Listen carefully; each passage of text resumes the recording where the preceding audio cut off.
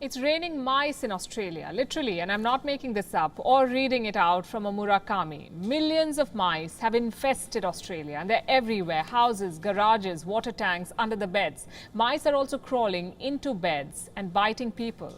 Those living in Australia and in Australian cities are patching up holes in their homes and sealing the doors. In the rural areas, farmers are losing their harvest. The government has declared a war on the tailed army and announced a package worth $50 million. Our next report brings you the battle plan. Imagine this. You open a cupboard and out jump some mice. You go to your kitchen and there are mice everywhere. Sounds like a horror movie or a nightmare? Welcome to Australia. Here, it's a reality. There is mouse plague down under, and it looks something like this. Disgusted already? Watch this.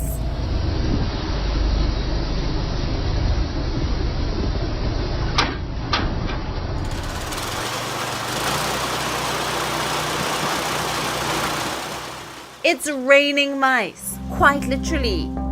They are inside houses, on the walls, on the roofs, inside containers. They are everywhere, dead and alive.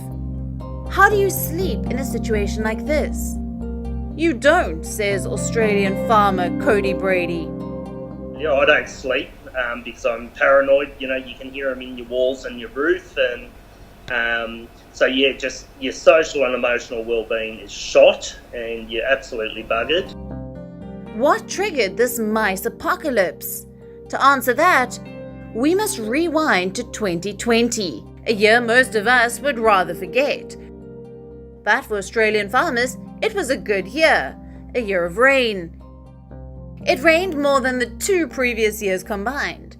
The ground became fertile, and there was a bumper harvest.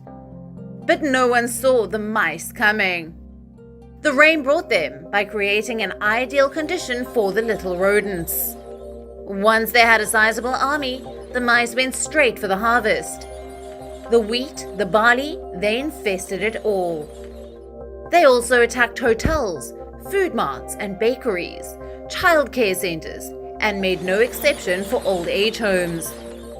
As early as March, photos like these made their way to the headlines. A local farmer said, at night the ground is moving with thousands and thousands of mice just running around. That was just a warm-up for a cross-country race. 2 months on, the mice army has breached borders. It has infested an area stretching over 1,000 kilometers. From Adelaide to Brisbane, via Melbourne and Sydney. The mice are chewing crops, electrical wires, machines, even biting patients in hospitals. And then there is the smell. The smell is rotten. Like, you know, the live smell of a mice is, terrible. But, the dead smell's, 10 times worse. So what is Australia doing about the tailed army? It has declared a war. Houses have been fortified. There are strategies in place and traps are being laid.